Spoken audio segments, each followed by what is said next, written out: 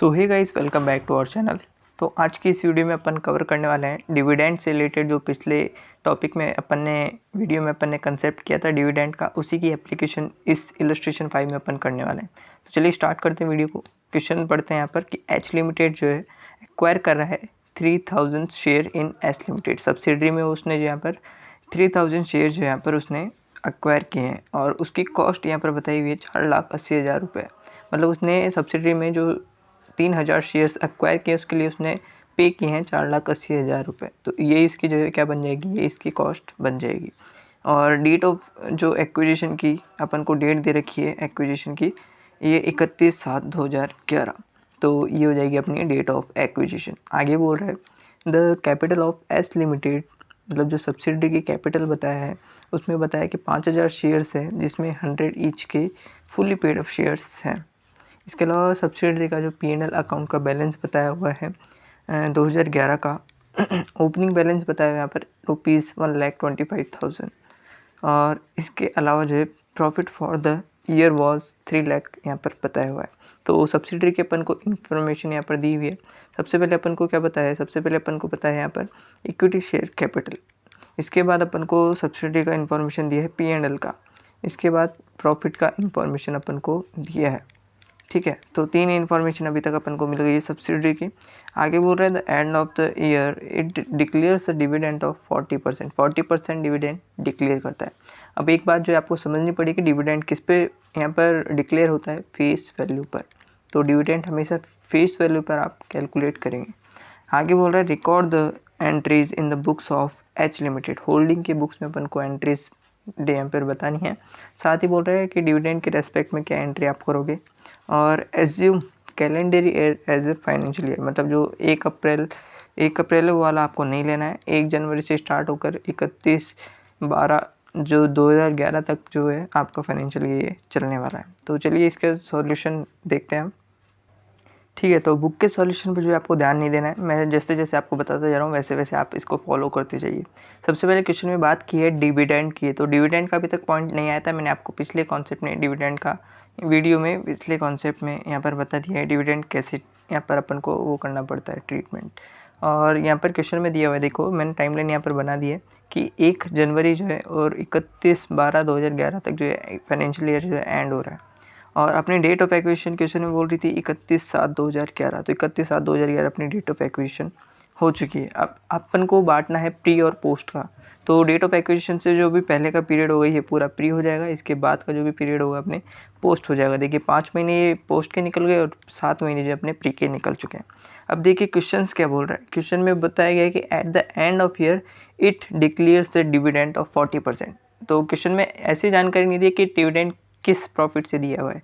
तो at the end of year ये declare कर रहे हैं, तो अपन क्या मानेंगे, ये जो डिविडेंड डिक्लेयर हुआ ये पूरा करंट ईयर प्रॉफिट से ही अपने डिक्लेयर हुआ है। मतलब करंट ईयर प्रॉफिट का यूज़ करके ये डिविडेंड डिक्लेयर किया गया है, ऐसे अपन को अजम्पशन लेनी पड़ेगी।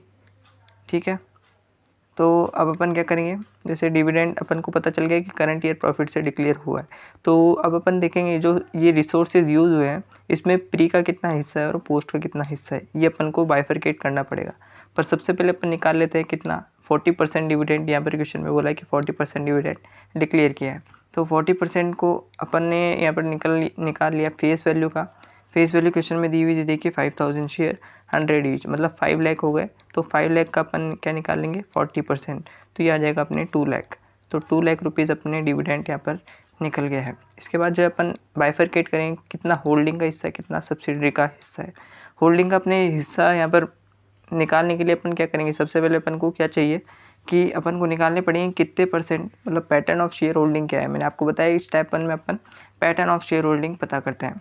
और कॉन्सेप्ट वीडियो अगर आपने देखी होगी तो मैंने बताया था कि नंबर ऑफ़ शेयर या फिर फेस वैल्यू के बेसिस पर जो है आप ये कैलकुलेट कर सकते हो। तो अब अपन क्या करेंगे, नंबर ऑफ़ शेयर्स के बेसिस पे करेंगे। तो देखिए यहाँ पर एच लिमिटेड यानी कि होल्डिंग ने एक्वायर किए 3000 शेयर, और एच लिमिटेड कितने कंसिस्ट करती है, 5000 शेयर। तो 3000 शेयर और डिवाइडेड बाय 5000 शेयर जो कि यहाँ पर सब्सिडरी होल्ड करती है। सब्सिडरी के शेयर्स है 5000, उसमें से 3000 यहाँ पर होल्डिंग ने होल्ड किए। तो इंटू 100 करेंगे तो अपने पास यहाँ पर आ जाएगा 60% जो कि अभी अपन ने निकाल लिया है। तो 60% अब अपन को डिविडेंड डिक्लेयर करना पड़ेगा। किस हिस्से का, ये आ गया अपने होल्डिंग के हिस्से का। तो होल्डिंग का हिस्सा कितना निकला, 2 लाख में से अपन ने 60% अलग किया तो अपने निकल गया 1,20,000 रुपये। अब 1,20,000 रुपये होल्डिंग का हिस्सा है, तो इसमें से प्री कितना होगा, पोस्ट कितना होगा, क्योंकि प्री की कैलकुलेशन अपने अलग होती है और पोस्ट की कैलकुलेशन अपने अलग होती है। क्वेश्चन में क्या पूछा, देखिए कि अपन को एंट्रीज बतानी in the books of H limited in respect of dividend. Dividend के लिए जो भी एंट्रीज होनी वो अपन को बतानी है। अब देख सकते हैं आप प्री की क्या एंट्री होगी, तो मैंने आपको बताया था कि प्री जो भी यहाँ पर डिविडेंड होता है वो आपके कैपिटल नेचर डिविडेंड होता है। तो इसको अपन क्या कर देते हैं, अगर कोई भी सब्सिडरी है होल्डिंग को, अगर कोई भी सब्सिडरी डिविडेंड डिक्लेयर करती है तो आपको इसको क्या करना पड़ता है, जो भी कॉस्ट ऑफ इन्वेस्टमेंट रहती है उसमें से लेस करके दिखाना पड़ता है। तो यही चीज़ यहाँ पर एंट्री में बताएगी कि bank account debit to investment account. अगर आपको याद नहीं आ रहा है तो मैं आपको पिछले यहाँ पर सॉल्यूशन से बता देते हैं। देखिए अपन सबसे पहले पैटर्न ऑफ शेयर होल्डिंग पता करते थे, इसके बाद जो नेट एसेट करके अपन जो भी यहाँ पर गुडविल या कैपिटल रिजर्व निकालते थे, तो यहाँ पर अपन कॉस्ट ऑफ इन्वेस्टमेंट का यूज़ लेते थे। तो मैंने आपको बताया था कि इसी चीज़ में अपन को क्या करना पड़ेगा, इसका एडजस्टमेंट करना पड़ेगा। जो भी यहाँ पर प्री एक्विजिशन डिविडेंड है उसको जो यहाँ पर लेस करके दिखाना पड़ेगा, किसमें से, कॉस्ट ऑफ इन्वेस्टमेंट में से। तो यही चीज़ अपन को करना है इधर। ओके, तो देखिए यहाँ पर बैंक अकाउंट डेबिट होगा, हमेशा हर केसेस में बैंक अकाउंट ही डेबिट होगा। अगर आप इसको कैपिटल नेचर का मान रहे हो तो इन्वेस्टमेंट के कॉस्ट में से एडजस्ट कर दोगे, मतलब इन्वेस्टमेंट की वैल्यू यहाँ पर रिड्यूस हो चुकी है। और साथ ही अगर आप जितना भी पोस्ट वाला अमाउंट है उसको आप क्या करोगे, उसको आप पूरा P&L में ले जाओगे, यानी कि रेवेन्यू नेचर का है तो इसलिए P&L में पूरा चले जाएगा। तो एक कॉन्सेप्ट तो अपने यहाँ पर हो चुका है।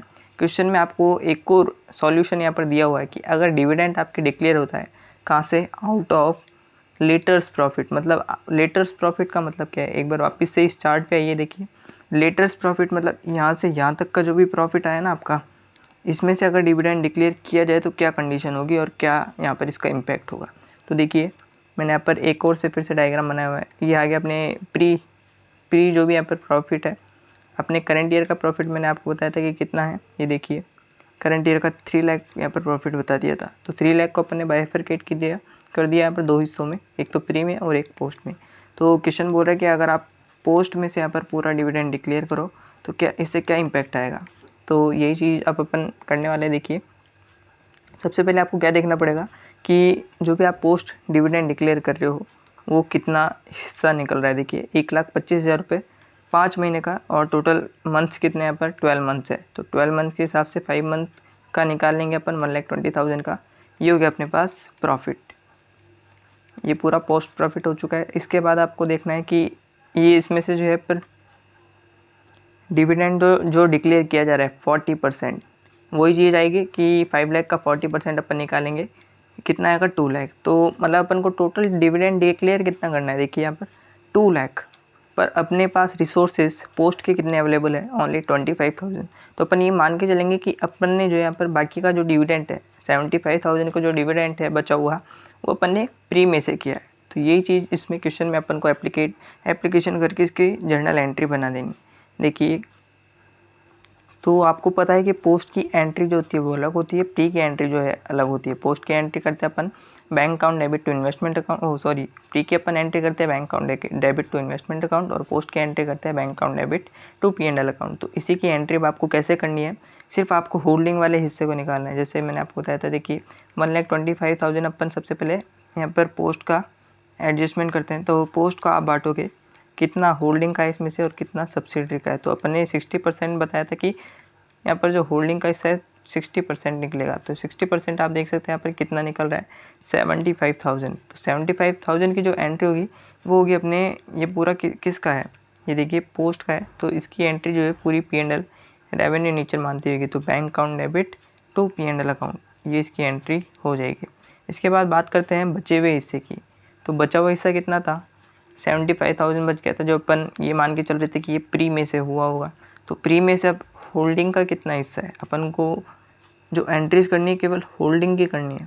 तो हिस्सा अपन ने 60% निकाल लिया 75,000 में से, और ये निकला अपने 45,000 का। तो 45,000 का निकला, तो अपनी एंट्री क्या होगी, इसको अपन कॉस्ट ऑफ इन्वेस्टमेंट में से एडजस्ट कर देंगे, यानी कि लेस कर देंगे। तो bank account debit to investment account, ये इसकी एंट्री हो जाएगी। तो इस तरह से आपको प्रेजेंटेशन करनी है। आप देख सकते हैं पूरा क्वेश्चन यहाँ पर कि अपन ने सबसे पहले क्या करा, एक बार मैं पूरा समअप कर देता हूँ कि करंट ईयर का प्रॉफिट अपने कितना था। करंट ईयर का प्रॉफिट जो भी था अपने, 1 मिनट।